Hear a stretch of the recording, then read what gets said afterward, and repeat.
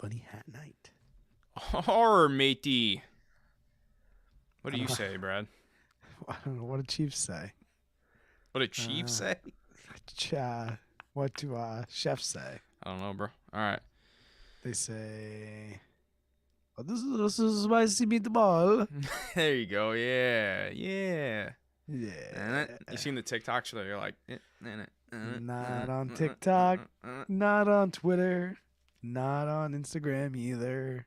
Probably feels pretty good, don't it? Oh, dude, I do not miss social media at all. Yeah, that's good. It sucks because I have to hop on Instagram every once in a while because I have like relationships with people that we haven't gotten to the exchange phone numbers phase. Mm-hmm. So I'm on the DMs with like 2 or 3 people. So I got to like hop on once a week and just catch up on the DM. Makes sense. And then I got fake other business Instagram pages too for other fake businesses and ventures. Nice. Yeah. So I have to keep them all for that. That works. It's been working.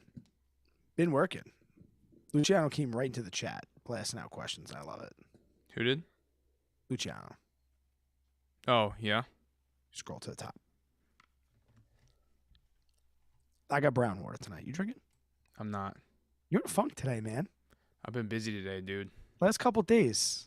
A text, you don't get right back like you usually do. Did I say something? That's what happens when you stream in the morning, put videos out during the day, got tax stuff to organize on 3 different businesses. I mean, it's been crazy. You're turning into me, Kevin, over there. I thought it was something I said over the weekend. Was it because I ate your veal? That's what it was. Dude, I thought you at least took a bite out of the veal. I ate half of it. Dude, there was... That's how big that thing was, bro. No, dude, I'm telling you, when I opened the to-go tray... Plus, I had 6 things of bread. I had all the clams, or mussels, whatever you call them. I was saying... We had calamari. There was like... I was like 4 drinks in. There was like 1 slice off the end. And I drank like 4 Dubco heavy beers. Then it was a big day of drinking. That was fun though, man. It was such a great meetup. Yeah. Shout out we gotta do it more often when it's a little warmer. Definitely warmer, but had a blast. I mean, Robin and her husband came. Yep. It was so awesome to meet them in person. Jeff and his wife came. Mm-hmm. Shout out Cowboy Hat and the one and only Ingy Bird. Hold on a second. My guy can party, dude. Can you tell me this? Is it true that Jeff and Courtney did like a whole like country dance in my living room? I mean, they were straight dancing country 2-step going on. It was a blast. I heard about this. I didn't believe it. I didn't think like that really like happened. Sorry, my mic thing is getting old and squeaky. How does yours? Is yours quiet? Your little mic stand? Oh, dude, you can't hear anything. Because mine does this a little stuff. click. Yeah, no, I got this. I know. So you want to jump into the questions? We're gonna do some voicemails tonight, yeah? Yeah, we got voicemail episode, and we're gonna probably wrap it up here early because I've had a long day. Let's hit the chat first because they're here with us. Sounds good. I appreciate that. So Luciano said, "May I request some potential topics for the table? Here we go. FOMC interpretations, rate hike predictions, portfolio hedging, mitigation plans." I can start with that. I think we can hit that pretty quickly, but I would say that it was kind of what you predicted on last week's episode when you said like maybe they'll finally come and announce it, and like the volatility of knowing that it was coming is kind of already priced into the market. I mean, we had a little bit of a sell-off at the end of the day, but nothing crazy. I mean, today was one of those days. It's Wednesday for everyone listening on Monday. Today is one of those days where the first like 2 hours we thought we were going to get the grand reversal, and this was just going to be 3 weeks of like blah, and we're back. And then like afternoon time, it kind of let us know like, hey, we are still we are still a little bit cautious. We are still trying to figure out how far we're gonna get pulled back. And then I don't think I wasn't like sitting by my computer or that like looking into FOMC. I knew that was going to happen, but I guess with my plays that are going on, I don't really worry about it too much. Yeah, I mean, to be honest, man, like my investments that I'm doing right now really has no, I mean, it really has no play in what's going on right now in the market. Like Yeah. like one, I'm not really investing that much as it is, just because of Hmm. things I got going on. But Right. um, personal bills I got to pay coming up. But when it comes to the money I am actually investing in the market as of right now, all the Yeah. money's getting dollar cost averaged into the market. So like really, as of right now, I'm not really making any crazy big decisions. I haven't really picked up any big stocks on like lows or anything like that. I'm just dollar cost averaging. I will say that I wrote a couple of covered calls today on the green after the Fed's meeting notes came out. It was before Jerome Powell started speaking. I think I wrote 2 covered calls on the green bounce up. And then other than that, that was really my big plays for today was just that. I have like there's no real. I guess I am selling a stock that's kind of out there in the M1 Finance portfolio, but that's not really based on rates or anything. It's a What are you selling? Dick's Sporting Goods. Oh, I didn't know about this move. Yeah, I haven't sold it yet because I'm down in the position, and I'm willing to hold it for a little bit, see if it pops back up for a little. I'm down like 5%, I think. What happened with it? It's nothing with the honestly, man. Like what happened was, so I got that trip coming up to Idaho, Yeah. and I had to go get some new snow gear, pants, boots, gloves, and like a sock, like a head sock. So I went first. I went shopping on Amazon, right? And I did this as kind of like an experience, knowing what to look forward to. And I shopped for my pants, I shopped for my gloves, I shopped for my hat, everything. Priced it all up, compared everything, did reviews, all that stuff, read reviews. So I'm like, okay, now I'm gonna compare my experience to Dick's Sporting Goods. Went to Dick's Sporting Goods, no size in my pants. They had like 2 pairs to pick from. Um, the gloves were like 2 times more expensive than the ones I was buying on Amazon. Boots were probably 20, 30 to 40 more dollars, and about 20 to 30 more dollars more expensive than I was gonna get on Amazon. Um, what else? Headsock was almost double the price of what I was gonna get on Amazon. Checked quality, checked reviews, everything looked good, and then I was just like, I can get this much cheaper. And then not only this, quick little fun fact is I I got all of that stuff. So I got snow pants, snow boots, snow gloves, and a head sock for $125 off Amazon, and signed up for the Amazon business credit card. That's no annual fee. Got all of it for 81 cents because they gave me a $125 gift card when I signed up. I was like, yeah, I'll do that for sure. I'll keep the Yeah. card for a couple years and use it for Amazon purchases and get 5% cash back.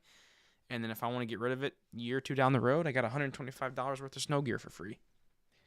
Didn't an Amazon just open like a high tech retail clothing store, right?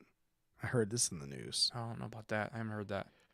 So are you just saying that like you didn't think that Dick's Sporting Good was necessarily Amazonable, and then you had an experience and you're like, it might be? I mean, I guess my thought more was I don't see the strength in the brand there. Right. I don't see the strength in me owning a company like Dick's Sporting Goods that is solely I mean, they have the e-commerce aspect as well, and that was kind of the first thing that led me to them. But I'm like, I feel like the e-commerce experience is much more customer relatable with Amazon versus Dick's Sporting Goods. I'm just trying to picture in my head what I might go to Dick's for. I have one like literally down the road from me. And even that, like maybe a last minute purchase, like you were saying, like I'm Yeah. out of, like I lost my gloves. We're supposed to get snow this weekend. But like I took my daughter to the Met game. I was like, I'm gonna look for something on Amazon, or if not, I'm just gonna take her to the shop and pay a little bit more for the experience of her first Met game. But like, yeah, and they have the field and stream, but I'm pretty sure that most places like field and stream is like kind of a joke compared to its like outdoor sports competitors. So yeah, hmm maybe I don't know. I could see that What's going the to get a what kayak are or their something. what are their competitors like Cabela's and Cabela's, Bass Pro, maybe Camping World. Academy. Academy is a big Oh yeah. competitor. See, so you're And right, man. another thing I didn't really think about when I purchased either was like, I mean, just maybe a slightly political, but I hope it isn't. Um, is they're like they don't carry firearms anymore. They don't sell firearms. I thought it's a pretty big Even long line. guns. Nothing. I Nothing. thought they had in their Field and Stream. They don't have shotguns. Mm-mm. They got rid of everything. Yikes! So I was just kind of like, eh. The one thing I was gonna say is if I did go there, maybe I'd go to Field and Stream for ammo. But we got an ammo place pretty close. So Yeah. sounds like you made a good deal. I mean, I can't say the same because I started educating myself on swing trading as we know in the beginning of the year, but I've been pumping the brakes till I clean it up. I'm currently I'm at risk. I just did like a whole spreadsheet today because I just needed to know like where I was. I 'Cause, can't hang. Sorry, with the chef hat. you know,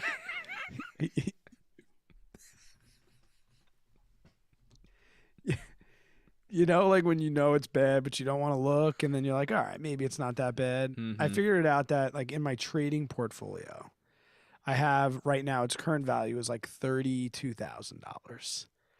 And right now I have at risk in all of my calls $12,000. So not terrible. I think it's like 47% I have of my trading portfolio that's at risk. And knowing that my trading portfolio is a speculative investment for me, so it's like I could lose all of that and be okay. I'm Mm-hmm. really not that bad because I think when I get done with this educational phase, I'll probably like swing trade with maybe like 30% at a time. Yeah. So I'm not entering anything new right now. But I'm just trying to clean up. Like I got excited in the beginning of the year and jumped at a bunch of things, and now I'm getting throw punched. But I have in the last couple of days like made little small wins here and there. Like I bought puts on Disney yesterday, and those swung down pretty nice for me. I think I got like a 9% return on that in the day. And I also bought puts on Peloton yesterday. And pretty much you can buy puts on Peloton at any single day you want. And you're probably going to be profitable right now. Not financial advice. But The so day I'm I'd starting buy to. them, they go up 20%. Well, can you do that? Because we're both bag holding puts really, Uh, really bad. yeah. So if you have the trigger for the reversal, please let me know. But All right. I was glad to see that worst case scenario. Mm-hmm. Like if I'm going to lose 12 grand, 47, and I'm going to build it up. But I kind of want to build this portfolio up to like, I want to see how much I can trade for the year. I'm not going to like really put any money in there. I would like to I have them like split between Robinhood and Webull right now. And I would love to get one of them to 25 grand so I don't have to worry about the PDT rule. But Mm. the PDT rule is actually helping me like pump the brakes. Oh, I'm sure. And it's helping me from like diving in too deep. So, but also too, it's making me hold overnight sometimes when I don't want to necessarily. Yeah. Yeah. I But mean, you can use your like two of them you can use before you get locked out for so many days. You can do 3 in any 5-day rolling period, and I think Robinhood lets you get away with it once, but I think I've already used that. Mm. But it's all about it has to be above 25 grand. So before this little pullback, my Robinhood was above 25 grand. So I got snagged on it because we had a little dip in the market. It dropped below 25 to like 24.4. And it's it's to close the trading day the day before. So I didn't realize that like it was 24 the day before and then it rose. It was this whole thing. I'm learning. Yeah. But everything else, dividends, still put 2 grand in my dividend account this week. But that feels good. Yeah. Buying that Dividends dip. dividends are good, man. How's the dividend tracker? It's good. Yeah. We're having a little bit of an issue with Plaid. Okay. Plaid's who we use to connect the. Right. Some people, they're having issues with M1 Finance for some reason of updating. Really? Yeah. Oh. I don't have an issue with mine. I guess you don't have an issue with yours. So I don't know. Yeah, I'll get you some feedback on it. Yeah, I don't know what's going on. So we've been in contact back and forth with Plaid, and their Nice. customer service is not the best. I'll say that. Yikes. Yeah, so we're struggling with that right now. But everything else is going well. We're making some big updates and stuff. So we have the Discord coming out for the dividend tracker too for all premium users. So that'll be cool. Oh, right on. Yep. That's good stuff. We love the Discords. Yeah, we do. Want to get this started? Yeah. One last thing. A couple. Luciano said 2020 target goals. Looking for double-digit gains. I'm definitely looking for double. I mean, I have a goal of like 50%. I want return. Yeah. I want to realize 50% of my trading portfolio. That's I'll say this, which I'm not day trading, so I would like to match the market or beat the market. Okay. Beat the market. Yeah. Or like same thing like when I'm wheeling VTI. Like if I can add 8% and make it 8 to 16, that would be dope. Yeah, that'd be huge. My expectations realistic for like my trading portfolio, because everything else is going to remain the same. I had a consulting call with a guy today, and he was asking like when I say that I'm 80% VTI, like what does that mean? And we went through and I showed him some screenshots, and he was like, okay, you are definitely a VTI guy. So when I have these like short-term goals and I think I can break it, my realistic expectations are I think Q1 this year, I'm going to lose money, market tuition. I'm willing to lose money to learn. By the Q2, my goal is to be like a break-even trader. So I think if I can get to the end of July or if I can get into July and be even for the year, I think I'll be happy, or even at a little bit of a loss, right? Because if I take a loss and then break even Q2, I'll still be at a loss. And then in Q3, maybe 5 to 10% get in Q3. And then realistically, I say 50. But I think if I can end the year, my first year, in the green, that's great. But I don't want to just settle for break even for the year because I want to put in the work. I think I want to try, because right when we say we make goals, we have to put a number on it. But I think Luciano hit it pretty good. If I can get 10 to 25%, I think I'd call that a successful year for a guy that's just like just learning swing trading just for S's and G's. Unless the market returns 50%. That's a big Well, loss. let me ask you this. That's kind of like when John Scholler says it doesn't matter what the other guy makes. I think it's a little different. If I start the year off and I'm like, I have a new skill and I'm treating this as like a new skill and I want that skill to be 25% successful, I guess if the market's dumped 50%, I'd probably use an excuse that I didn't win as much. So maybe you're right. But I think I want to like try and separate that. Like I really want to hold true to, regardless of what the market does, I just want to be a profitable trader this year. Yeah, no, I mean, there's nothing wrong with that. And you're using it as like, and it's also kind of like a hobby too. Yeah, no, absolutely. Right? Yeah. Yeah, like if the market returned 8% next year and I ended the year 4% trading, I'd be happy. And a fair warning, he's doing this with money he's willing to lose. This is after his Roth IRAs are maxed out. His 401ks, everything's maxed out. You know, his child's UTMAs or whatever the hell you call them, or funded. I mean, just understand that for people who are listening. Yeah, I thought I said that, but maybe I just mentioned that I'm a VTI fanboy. Yeah, my trading portfolio is. Dude, the chef hat. It's throwing me off so much. People are listening to the podcast; they can't see the chef hat. Oh my! You gotta come subscribe to the YouTube channel. Now you're just having laughable outbursts. I think it's only funny when I do this.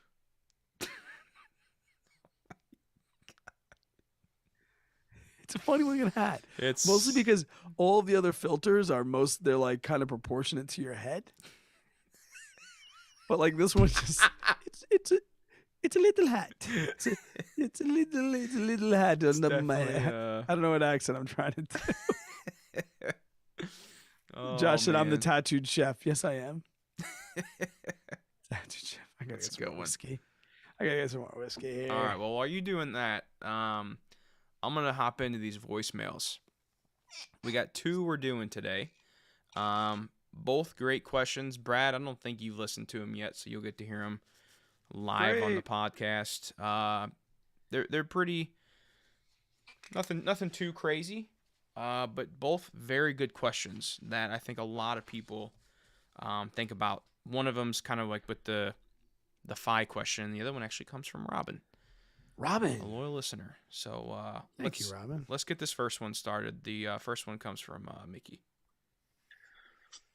Hey guys, my name's Mickey. First, I want to say thank you for all the value that you brought me over the years, from YouTube, the podcast, and the options course especially. I'd like to get your input on 401ks and early retirement. A little about myself. My wife and I were both in our early 30s, and we know that we want to retire long before 59 and a half. We both contribute to our employer's match on our 401k, as well as maxing out our Roth IRA each year. Currently, my wife puts extra retirement money in that 401k through her employer. And because I work for a local government, I'm putting money into 457, which I'm lucky enough to have. Currently, neither one of us have access to an HSA. So my question is, if somebody were in a similar situation as my wife and I, what would be the benefits of putting money into a Roth 401k for retirement versus putting money straight into our taxable brokerage account into something like dividend stocks? Appreciate the insight and look forward to hearing what y'all have to say. So, great question, right? I think I'm best friends with. Did we just become best friends? Did we just become? Yep. Yep. Let me start off real quick, and then I want to let you take this over. The first thing I want to say here before I get into my points is FIRE, financial independence, financial freedom. It's not a one size fits all. I wanted to make that kind of up clear in front with everyone. Like, just because somebody does something one way doesn't mean you need to follow. It's focus on like what works best for you and your family, and kind of see what's gonna be beneficial to you and what your goals are in life. But I just wanted to make that kind of upfront real quick. But Brad, what do you kind of think about this, man? I mean, it's a great question. I mean, the guys, I think like this is a pretty common question in the FI space. Like, you don't want to put money. Should you put too much money, or can you put too much money into retirement accounts? Can you get that money out? What are your kind of thoughts on that? So essentially, he's asking about like, because he wants to be out before retirement, is it worth losing the liquidity? Essentially, is that what he's asking? Is it worth putting the money into a retirement account and losing that liquidity because he might want access to it earlier, or he knows that he's not going to retire until, well, he's going to retire before he can pull that money out. Basically, right? Yeah. So like if he would stash all his money into a 401k, he's worried about not being able to utilize that capital for early retirement because it's in a taxable advantage retirement account. The point that he's making, and like you mentioned, everyone's situation is different. This is the reason why I opted, and I'm pretty sure I've talked about this. It might be the first time you've heard about it. I don't say it all the time. But in 2022, I stopped contributing to my 403B. I have two retirement accounts, the 457 and the 403B. I stopped putting money into my 403B and my wife's 403B because of this reason. I did not want to tie up that money until we were 59 and a half. I'll be 40 next month, and I can go at any time. Literally today could be my last day. Yeah. Or 10 years from now could be my last day. I also feel the same with my wife, and I think if we rolled the dice, it would probably be beforehand. Now, if I only had access to one, I would probably still max it out for a couple of different reasons.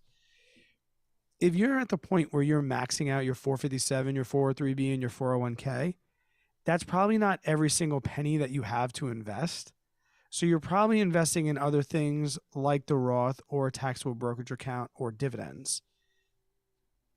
When we say that we're tying up this money, there's things like the Roth conversion ladder, where if you have money enough to survive for 5 years, you can convert that money, pay the taxes on it. It becomes a conversion, and then you could touch it in 5 years. So, we don't really have to worry about there's other ways to make money, or there's ways to start moving that money out. Now, yeah, you can't retire at 45 and go into your 401k. There has to be strategies beyond that we talk about on this podcast. Before I retire from teaching, I'm going to ensure that I have at least 1 year's living expenses inside of cash. Mm-hmm. I'm going to make sure that I'm still maxing out my Roth IRAs. I'm going to make sure that I'm still investing for my kids. Like, I do throw the 401k and 403b down the priority list. And the last point I'll make, and you can kind of jump in on this, and this is not to like downplay hopes, dreams, and futures for people, but I'm just speaking from personal experience that as somebody that's financially independent and still working their W-2 job, for some people, quitting your W-2 job is super easy. Like, I'm out of here. Like for you, for example, JJ. But for somebody like me or somebody that loves their W-2, it's one thing to be working towards financial independence and be like, I'm going to retire at 35. And there's another thing about getting to financial independence at 35 and being like, man, I'm still going to go to work. Yeah. Or I'm going to retire at 35 and I've created this plan while being in the greatest bull market ever and being single. And then we get a market correction, you get married, you buy a house, and you have 2 kids. Mm-hmm. And 35 becomes 45 pretty damn fast. I'm just saying it's awesome to have, and this is kind of the point that you were making. It's okay to have this dream of fire, right? I think it's better to have a dream of, and this, I get this from you. I actually learned this from you, JJ. I think it's better to have a goal of passive income than it is a goal of, because in financial independence and Mr. Money Mustache's incredible or simply easy math to retirement, he talked all about like the number. And I've even said it myself. Retirement is not an age, it's an amount of money. So we work towards this FI number. I've made videos about it. But the fact of the matter is, you don't need an FI number at all if you have passive income that outweighs your living expenses. You can literally have $0 invested. If you live on $25,000 a year and you have a side hustle or a passive income stream that brings you $30,000 a year, you don't need any money in the bank. It doesn't matter how much you have invested. So I wouldn't worry about so much like these inefficiencies of, should I get into the 401k worry about passive income streams, worry about like just getting to a happy place and then making those decisions. But this is a long ramble. I'm drinking whiskey, so I get rambly. I get chatty. There's one thing I want to mention about what you said with like the passive income thing is I totally agree with you, but I just want to make sure that people understand like that some of those passive income streams could go away. Yes. Sorry. So you do have to keep an eye out for that. Cause like, I mean, dude, I'm kind of going through that right now with YouTube. Like, I'm not going to say they're going away, but well, I guess YouTube isn't necessarily passive, but some of the stuff I considered passive with YouTube has dwindled down a lot from what I'm used to. So like, you know, it's very important to have backup plans for stuff like that. You know, and that's kind of where I'm going to kind of take the route. And I'm so glad you brought up the Roth conversion ladder. That's a very powerful tool that a lot of people I don't think know about. And yeah, if you can last 5 years from retirement, you just literally, I mean, step one is to transfer the money from the 401k to a traditional IRA, do the conversion to the Roth, wait 5 years, and do every year after that. So then the 6th year you have it, the 7th year you have it, and think about the money you need to spend. You know, if it's 25, 30,000, transfer over that 30,000, pay the taxes, and then that year 5, you can pull that money out, penalty and tax free. Now, I highly recommend you talk to a CPA before you just go randomly start converting money over and whatnot. Right. Let him know what you have planned and have him kind of do those steps with you so you know you're doing it the right way. But definitely ways to do that. Now, when it comes to me and kind of my plans, I don't plan on doing like the Roth conversion ladder. I plan on still maxing out Roths and SEPs and whatnot, what have you.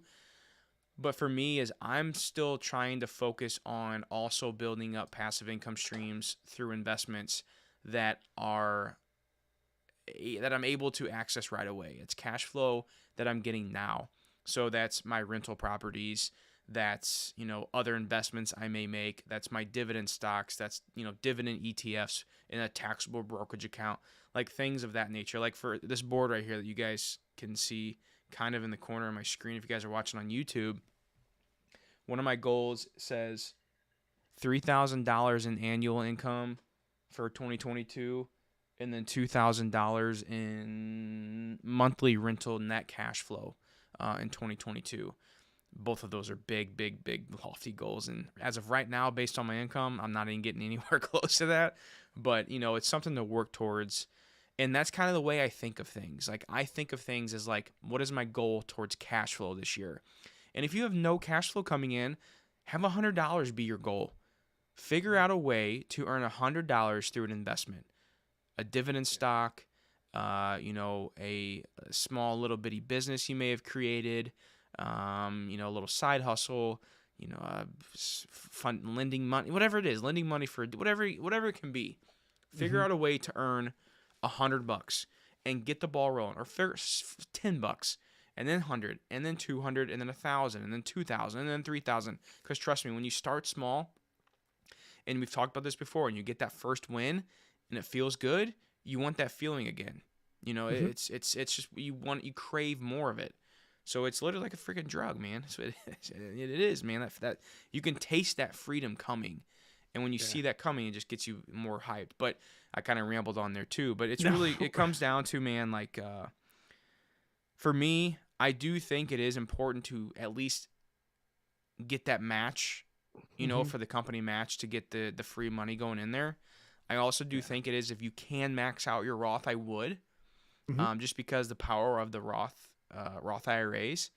But after that, if you have money left over, I think I would probably start putting some into taxable brokerages. And I consider real estate as important as a retirement account.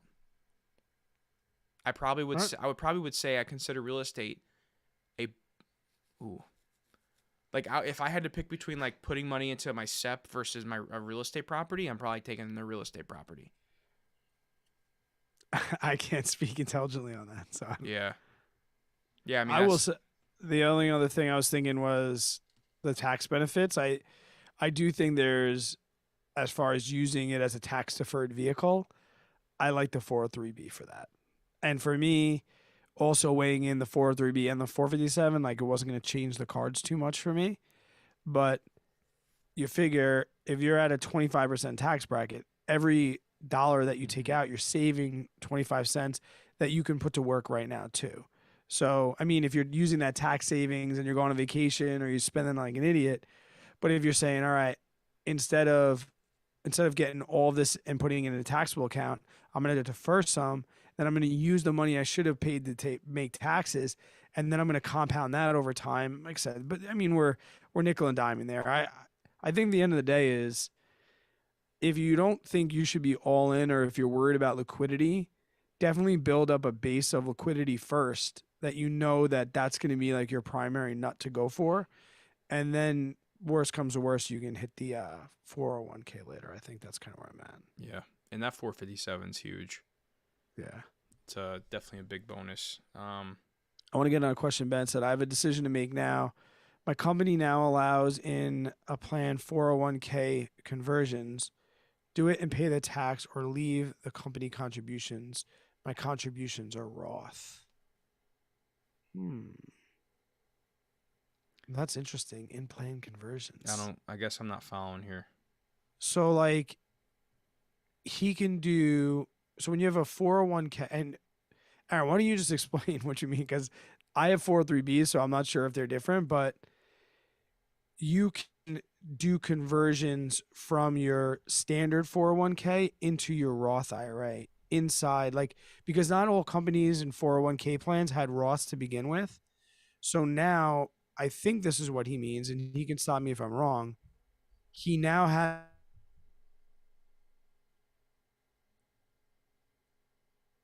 Uh-oh. 1K, or do I convert it over to a Roth, keep it in there, and pay taxes now? I think that's what it means. Okay. You cut out there for a second, so I missed the last like 10 seconds you said. But so I said it could be. I think that's what he means by that. Oh, so that's what he means. Yeah. So he's saying right now he has a bunch of money that's in a standard tax deferred 401k, right? Mm-hmm. But his company now brought on the Roth option of the 401k. Mm-hmm. So instead of, he can now contribute moving forward with just his payments in Roth, he can split them, or he can take the, say, $50,000 that he's invested, he can convert that into a Roth right now, pay the taxes right now, and then let it grow. So he's pretty much asking the question, Roth 401k or regular 401k? And that comes down to so many factors that we talked about. Like, do you think you're going to make more money? Like, I personally don't. I worry about the now, so I'm not going to jump into the Roth. We don't know what's going to happen. So I like the tax deferred vehicle. I have the Roth IRA, 6,000. That's enough for me. But So I still if have a traditional IRA that I haven't transferred over. I yeah, just don't want to. I don't want to pay the taxes on it right now. One, hmm because tax bracket and where I think I'll be in retirement, and whatnot. But also because like you said, dude, like things can change in a year. I mean, think about the Roth. Like you said, I think we've talked about this before. The Roth's not been around that long. Like the government could come out and say something crazy like, "Oh, we are now going to tax your contributions that you've yeah, made on the Roth." right. So like that's I don't know. Like I'm just it's like a catch-22 there. He also said the Roth was there. He contributed all to the Roth. He's talking about company matches going into traditional. Yeah, do that. Yeah, Company matches are free money. yeah, definitely take that free money. These are Because I know we've I met. know a lot of companies will say you have to put the money into the 401k, traditional 401k, to get the match, and then after that you can put the money into the Roth. That's what I've done in Okay. previous companies. I'll just like if it's like a 4% match, I'll do 4% into 401k, and then anything extra goes into the Roth 401k. All right. So All conversations of efficiency, not like yes, no, I'm screwed, I'm not screwed. So thanks for the call and thanks for the voicemail. Appreciate it. And yeah, like you just have to figure out what's best for you and know that nothing's set in stone. Like mhm. if you're getting, I would say this would if it was me and I did stop doing the 403b, but like I said, if I only had one, I would pretty much make sure that I was gonna be retiring within 5 years because that would give me enough time to offset what I would have put into contributions out. And if I got stuck working, I'd still be building a nice nest egg inside my 403b. So that's maybe like 3 to 5 years. If you are certain, like for me, like I joke, but like when my daughter and my son are both in first grade, that's probably going to be it for me. 43 years old. Like I know I'm within 3 years. That's why I was like, okay, let's pull back on the 403b. And then when I know it's my last year, I probably won't contribute to why my 457 I can get whenever I resign. So I'll always do the 457. Good deal. Yeah. All right, What's the next one? You got another one? let's get to one of our favorite people, Oh, Robin, right on. Robin. Robin, thanks again for editing my ebook. I really, really appreciate it. That was very kind of you. She's a sweetheart, man. Yeah. Hey guys, it's Robin. Awesome meeting you guys this weekend. Definitely that needs to happen again and frequently. My question is, what is each of your biggest lessons that you've learned since starting your financial journeys? And especially since you went public with your financial journeys. Talk to you soon. Bye. Great question, isn't it? It is, and I was like, I'm never gonna be able to come up with one, but I'm pretty. I think I'm pretty good. If you need to take a couple minutes, I can take this one first. I know mine right off the bat, so you can go first, though. Okay, so I think there's two parts to this question. One was like first starting on your financial journey, and then two, which may be a little different from most, is what was the next thing we learned from like going public with our financial journey. And I'll answer the first question. I'll answer my first part here first, and it's the biggest thing that I've realized in life in general is do not be afraid to take risk. That's how you can get ahead in life. And when I mean taking risk, I don't mean just financially. I don't mean like taking the risk to go buy your first rental property. Like in anything in life. Like, I mean, when it comes to jumping ship for me, quitting my job. Or maybe it's, you're at a shitty job and you hate your life. Your boss is a DICK head, and you just are miserable. Did you just spell dickhead? I did. Okay, good. I know. I'm not drinking right now, so that's why I didn't do that. DICK head, DICK head, DICK head, And dickhead was his name. Sorry, Jesus. I'm not even editing that out. Oh my goodness. So, where was I even going with this? Oh, basically what I'm getting at is like, don't be afraid to switch to a different job. Go look for a different job. If it's there's so many things that people I think get so nervous to do that they never actually pull the trigger. So that's kind of my biggest thing. Is don't be afraid to take risk. buy your first investment, go get your first rental property. Just take your clothes off and jump in the water. You know, like that's what it comes down to. Like, no, you're never, ever, ever in anything I've ever done in my life, I have never been fully prepared to do it. Ever. Right. And people that I know are way more successful than I am have said the same exact thing. Everything they go and do in their life, financially, personally, whatever it is, they are never 100% fully prepared. If you know in yourself that you're someone who can figure it out, you know, and whenever you get punched in the face, it's just because like things are going to happen. But trust me, think about the trials and tribulations you've gone through in your life already and how you've handled them. You know, and you've made it through. You're breathing right now. You're still here. There's going to be a way you'll be able to figure out the problems that will come up with the risk that you take. Now, there's calculated risk and things. Don't go $100 million in debt on your first rental property. You know, you have no idea what you're doing, but you don't be afraid to go buy that first small deal. Yeah. Now, for the second one, and then Brad, you can take over. Mm-hmm. Going publicly is a little bit of a different story, but this still kind of resonates, I think, with everyone else. And for me, it was actually, I just said this in the last question. That's funny. Is do what works for you. You know, when I'm in the public, I guess, and people who watch YouTube will see my videos. I feel like sometimes there's this like, what's the word I'm looking for? Like you have to meet this like quota, or you have to do something a certain way, or whatever it is. But like for example, like one thing with me that a lot of people think differently on is like paying off the mortgage. Like I knew making a video about paying off my mortgage, I was gonna catch some slack about people being like, "You're an idiot for paying off your mortgage. You could make so much more money doing this." And I had to just tell myself, I'm like, you know what? I know this is what works best for my family and I could care less about what anyone thinks. And I think that applies in everyone's life. There's going to be times that come up where you make a decision where your family members are going to look at you a little weird, your friends are going to look at you a little weird and be like, "Dude, why are you doing this?" And you just got to kind of ignore it. Just ignore the noise and focus on what you know is going to work for you. Because now, look at me.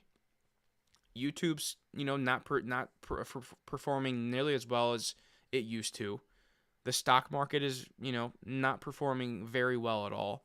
And I'm sitting back here with my hands crossed behind my head being like, yes, it was so nice that I had that mortgage paid off. Right. And even if the market was skyrocketing right now and I didn't have that money in the market, I'd still be feeling fine. It's easy to say it once it's happening, but still, like I'm glad I made that decision. Now I was investing while I was doing all that, but we're not going to get into that. But so that's my two big ones. Don't be afraid to take risk. And don't be afraid to do what works for you. I mean, my answer, this is why we're friends, but I first want to say to the mortgage thing. Like, I am scared to do that. So I give you credit. Like, I can make all the excuses in the world. I'm literally, like, scared to do it. And I know, and especially in times, because these are the conversations we've had. Mm-hmm. Like, you've been waiting for, like, this day where you might have felt financial stress so that you wouldn't have to feel financial stress, and here it is. And if you would have kept that 60 grand or whatever you took out of your brokerage to pay off your mortgage, right now it'd be 50. You'd still have a mortgage payment. You still have all these other stresses. And yeah, as far as I'm going to start with the first part, like my financials being public. I looked up the link. Here's the link to my first video. So my whole financial situation has been public since day one. So I didn't have to bring in any finances. I think the major struggles that I've had with it being public are people not seeing the full story.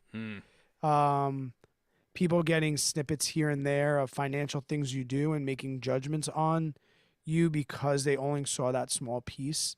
Like missing the first 3 years of my YouTube channel when my YouTube channel was strictly paying off debt and investing in VTI, and now it's trading options. And I don't think those two communities would ever understand one another, or taking inheritance, or like you said, like if people see JJ's full picture, they'll know why you paid off your mortgage. But if people see a small snippet, they think you're an idiot, Or if whatever we do with our money. I used to date a girl, and she was on a TV show, and she had to lose some weight. And I'll never forget the cruelest thing that like could ever happen to her. She would be like walking through the grocery store, and people would literally walk up to her and be like, "You, you're buying that? You can't buy that." Or like we'd go to a restaurant and she'd have to have me order because she knew that the waiter would say something about what she was ordering. And like now in hindsight, I kind of feel the same thing. Like we want to show as much transparency as we can, but there's still some things that have to be private. Like Tara has some brokerage accounts that are not Brad's brokerage accounts, so we don't really talk about them because like there's certain things that we have to do with money that it's just we have to keep some of it private. And we do so I used to do net worth videos. I used to do, full income videos and all this stuff, and then you realize you're damned if you do, you're damned if you don't. People are going to judge you and say, must be nice sitting on your high horse or this, that, and the other thing. And, or even like threats and like, it's just not worth it. That's kind of why we don't really talk about numbers, but Yeah. that's how it's been as far as the public's eye. Now, as far as the lessons I've learned, this one, it came to my head immediately. And this aligns exactly kind of what you said is you cannot follow somebody's plan because it's their plan. And all the times I've ever got frustrated in my financial journey of 5 years ago being $189,000 in debt and having a net worth of minus $49,000, every time I've ever been frustrated, it's because I compared myself to somebody else. I compared myself to their YouTube numbers. I compared myself to their net worth. I compared themselves to their savings rate. I compared myself to how fast they were paying off debt. I compared myself to how much side hustle income they had, etc. The list goes on. And I just kept, and not to say like I was always doing that, and it didn't happen often, but whenever I sat down and reflected in my journal about how I was frustrated that day, looking back, I was always frustrated when I compared myself to other people. That's why we talked earlier in this podcast. I don't hate Twitter. I just hate how I feel when I get off Twitter. I don't hate Instagram. I just hated how I felt when I got off of it. And it was good enough to be like, I need to stop that. So I always try and put that front. Like make sure that you're not comparing yourself to other people. The cliche personal finance is personal is so true. It's ridiculous. It really is so true. It's ridiculous. And when I started doing that and being able to defend the things that I was doing, because when you make moves and you are being a little speculative and you get some flack, you're like, I guess I can see your point. But when you make strong convictions and when you do things that align with your morals, you'll realize that it doesn't matter what anybody else says. And if you don't like that baby step one is $1,500 and you want it to be $2,000, make it $2,000. Then fucking make it $2,000. Yes. And these are things I never would have ever considered. If you are not reckless with credit cards and you're really good at points, don't cut your credit cards up. Yep. It's identify the things that are broken. I think in all of Dave Ramsey's 7 baby steps, it starts with like just communication with yourself. I am bad with money. Here are the things that I am bad at. I'm going to focus on changing them. And I'm going to create my own plan, right? And ever since I started doing that, like take, for example, like this day trading, swing trading thing. I'm catching crap for, but I'm having so much fun learning about this stuff. So much fun. And I'll probably have to defend it, and I'll probably have to keep going, but, it's hard not to FOMO, but for me, getting off Instagram and stuff like that, you realize, I think I compare like the whole getting off Instagram to anybody that's ever moved away from home. Like I went to Arizona for a couple of years, 5-6 years. And I had so much FOMO of like being home and like I wanted to come home. And then when I finally got home, I went to the bar and like it was the same old people sitting in the same old bar stools, the same old beer on tap. And like nothing had changed, just do your own thing. And I think what happens is when you're off Instagram, you realize that the sun comes up, the sun comes down, everything is good. Like you don't need that. And some people, maybe they get off Instagram, they feel better when they get off. I didn't. Yeah. I didn't want to argue. Yeah. Yeah, it's good, man. Yeah. Dude. Well, to jump ship real quick, I want to read something from the wins to celebrate. I You see what I what you did there. Okay, Because good. you're wearing Nah. arr, Nah. coming on, arr. No, for real though. I want to read something from the Wins to Celebrate channel from our Discord. By the way, guys, if you want to join in on the Average Money Community Conversations, we have a Discord available. There's a link down below in the show notes. We talk everything from investing, what's going on in the stock market, to retirement, to paying off debt, to the FIRE movement. We're growing in there, and the conversations are getting pretty good. So we have a channel in there called Wins to Celebrate, where people can celebrate the wins of paying off debt, quitting a job, switching jobs, a pay raise, whatever it may be. And our good old boy Zow, Z-O-W, has a win. James. He says, I put a little over $6,000 on the Lowe's credit card 10 months ago to redo our kitchen. It was zero interest if paid off before 1 year. If not, all is applied, meaning all that interest gets back applied to the card. He says, I didn't like the sound of that, so I made sure to kill it in time. Made the last payment today. Small wins, adding them up. Let's go, baby. Boom, boom. Love it. Now you can put all that money into VTSAX. Yes, sir. Trevor Hassel in the house. What's up, Trevor? Hey, what's up, man? All right, guys. I think quick, easy episode. JJ's been live streaming his butt off. Are you live streaming again tomorrow? Maybe. I think so. I think I am. Oh, you're addicted. Yeah, it's fun, dude. It's so much better than making a video. I have so much more fun. Like, I get to talk to the people who are actually viewing the video at real time. And then, I kind of do some prepping still before, but it cuts out editing and all that. It maybe look like a little bit more of an ass in front of everyone because people get to see the real JJ how he talks. But, it is what it is. I know now that I have the second live channel too. It's like the kind of the video I released today, which is a searchable video, which is why it only has 100 views. Thanks a lot, Discord. But can't even get 250 views from my Discord members. But now that I have that, like, I just was like, I could sit down and record this video and it's going to be boring and I'm going to click around. I was like, I can just go live, do the video like I'm recording the video, and then just crop it up and edit it tomorrow. Mm-hmm. And it's so nice. Yeah, I know. I need to pull some clips out of some live streams and throw some videos up, too. Oh, then you're cooking with peanut oil. It's great. Yep. It's true. All right, well, I got to get us out of here because you're doing the intro tonight. Yes, sir. So thank you guys so much for listening. And please leave a review on Spotify. This is episode 99. Boom. The next one's going to be the live episode from New York with Aaron Acevedo. Oh, man. That we had to turn 3 episodes into 1 episode because I'm almost embarrassed to put it out, but whatever. I haven't even started editing. Oh no, dude, I don't even know how bad it is. From Should we tell a story about Pete real quick? Go ahead. So I have an open door policy for happy hour every single Friday. You don't need to call. You don't need to invite yourself. You just show up. And if my truck is there, open. Like, no problem. We're sitting there, and I have regulars. Like, maybe like 5 or 6 people come, like, pretty much every week. So I knew JJ was coming to town, among others. So I told my brother, like, hey, I'm going to cancel tonight. The people that come regularly, I was like, I got to cancel tonight. I got people coming in. We're sitting there recording. We're like 40 minutes to an episode. And my buddy walks up the driveway that I hadn't seen since summer. I hadn't talked to him. Dude he knows I like did the YouTube thing, doesn't know I have a podcast, doesn't know JJ. Aaron Acevedo is there as well.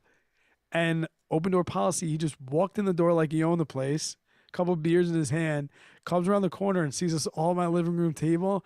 And the look on this dude's face. I said it was like he walked in on a porno. Being filmed. He like came in and like just a bunch of dudes with the headphones on, talking sitting around the table.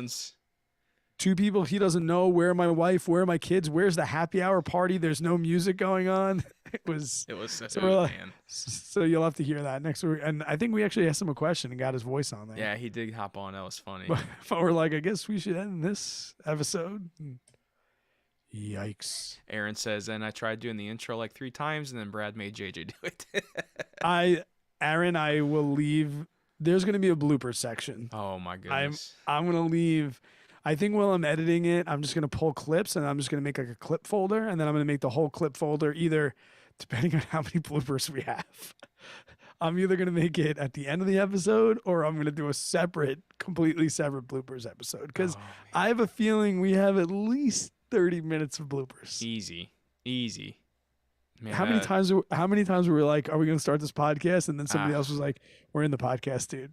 Oh my gosh. It was So get ready for episode 100 coming out. Shit show. coming out the week after this one. And thank you Yikes. so much for 100 episodes. Yes. Because I guess, well, congratulations, Jay. Cheers to you. I think we can officially say, even though it hasn't come out yet, we've now recorded 100 episodes. Cheers, bud. 100, and we're about to hit 200,000 downloads. And you predicted last year that we would hit 100,000 at this time. Oh, wow. Yeah, you said a year last year. Damn, that's crazy. Mm-hmm. It's pretty exciting, dude. And if anybody out there knows 700 friends, tell them to subscribe to Brad Finn. 700 Get this friends. boy to 100K, man. Let's go. Yeah, I told my students that I'm gonna buy like 5 plaques and just put them everywhere. Put one in my classroom, one in my office, one in the back of my truck, one over here. Oh, man. I love And it. I'm just gonna. Oh, man. Yeah, stay tuned for that 100 episode. That one's going to be something else. Oh, boy. All right, guys. Well, hey, I appreciate it big time. Thank you all so much for listening. We really do appreciate it and what this kind of average money community is turning into. It's been a pretty crazy ride over the past 99 episodes coming up on 100. So until the next one, you all take care. Ready? Hold on. Yeah, Robin. Yeah, Aaron smacked there's dents in the table from fucking. Oh, my Aaron gosh. has a veto, given all of his points. Guys, I think that I The need markets, the Voozy. I don't know about what Voozy's gonna be doing, but Voozy, I don't know about Voozy. Oh, it's funny. You can do the intro. Yeah, ready? Do it better than Aaron does it. Hey guys, welcome back to another episode of the Average Money Podcast. We got some voicemails to talk about today, but before we get into that, we talk about the craziness of the stock market. I'm actually selling a stock. Haven't sold it yet, but it's coming up. A great episode. We also 99. Episode 99, guys. Next week is episode 100. And boy, oh boy, is it one hell of a shit show. Guys, if you are new to the podcast, this is the Average Money Podcast. My name's JJ, and I'm joined every single week with my good friend, Brad Finn. How you doing, buddy? I'm excellent, man. Yeah, we already recorded episode 100 when you were did? here. So No. I'm almost like, when you try and get to bed early on Christmas Eve because the faster you go to sleep, the faster you get to morning. I can't wait for episode 99 to come out because I can't wait to get to episode 100. I'll be honest with you. I'm nervous, embarrassed, and it's kind of going to be like a shock when all this comes out. So it's, Yep. oh boy. But we got a good episode, and I will find a nice natural break to slide us into this episode. But thank you guys so much. If you are listening, please leave a review. Leave a review over there you can do it now on Spotify as well as Apple Music. Jump in the Discord, and if this is your first episode, like Jay said, hop in the live stream. We record this every Wednesday night on YouTube. All right, guys. Here's today's 99th episode. Boom. That's how you do it, baby. End recording. You can definitely tell we've been doing this for 100 episodes. God, I remember the 5th episode when I had to redo the intro 7 times and Yikes. oh jeez, man. I just realized I said it though. This is actually 101 because we have one in the bunker. Well, we'll just do this one first. No, but I'm saying episodes we've recorded. This is Oh the yeah, 100th that's fine. and Whatever. one. That's all right. But actually, there's a couple episodes that we started and bagged. So It's true. here's a covered call. You got the strike price, which is right over there next to the share price, dude, which is I Delta. And remember that one. we were all like, Dude, that one was rough. I think I finally was just I think it was just I don't know. We were I think we were probably 10 minutes into it, and I was like, "Sorry, Brad, I can't do this, man. It's just too hard to explain this." yeah, no. So we've had a few of them, but it's all right. Yeah. All right, dude. Well, hey, I'm gonna hop off here, guys. Again, thank you everyone for joining us tonight, and we will see you all next week live on the Average Money YouTube channel. And I'm gonna go hang out with the kiddos. You know, hang out with the kiddos. Yeah, it's been a long day. I've been up here all All right. day. Everyone, go watch my first video that I ever made. And leave me a comment. Go give them some views and get them to 100K. Go find 700 friends. All right, guys. Good night. All right, see ya.